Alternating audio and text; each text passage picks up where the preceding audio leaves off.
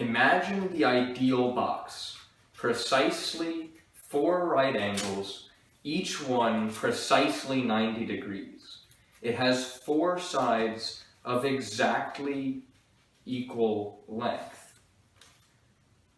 Obviously, it's pretty difficult to achieve the ideal box.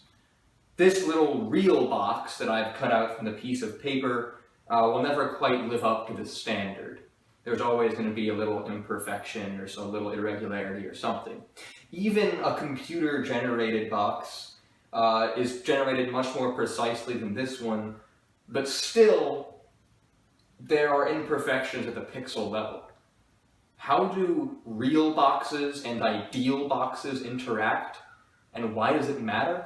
These answers come to us from Plato, most famously in his book The Republic, but also in other minor works like the Phaedo. Plato gives us what's called now the theory of forms. Essentially, he tells us that that ideal box, that imaginary perfect box, really does exist. It has to exist.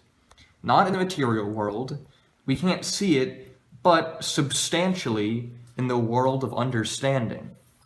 How does he say this, and what is his argument? His most famous argument comes from human perception.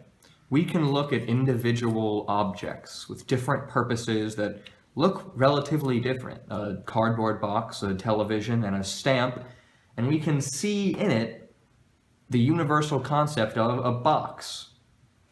To Plato, this is evidence that there must be some abstract concept of a box which we have innate understanding of, which we compare the objects we see to. For example, we can look at a red car or a red tie and also see the abstract concept of red. Even if one's darker and one's lighter, we have to have some absolute abstract form of red that we innately conceive of to compare all these objects to. Thus, the ideal box and the ideal red has to exist in some way. Now, is this really a perfectly convincing argument? I would say no, not necessarily. Even Plato's own student Aristotle concocted some responses to Plato's theory of forms. And I would say the most convincing argument against Plato's theory of forms just comes from intuition. Does there really need to be a pure abstract form of a box that exists in the world of understanding to know that a box is a box? Probably not.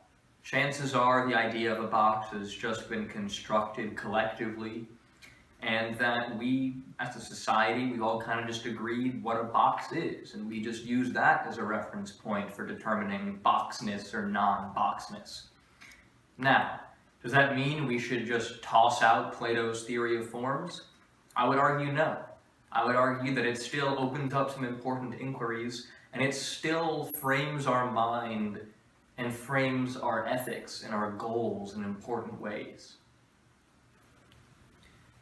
Even if you don't take Plato's theory of forms literally, it's still a valuable call to think about the world in terms of the ideal, to think about perfect love, perfect government, a perfect college, and a perfect world, and then work to try to make that ideal real.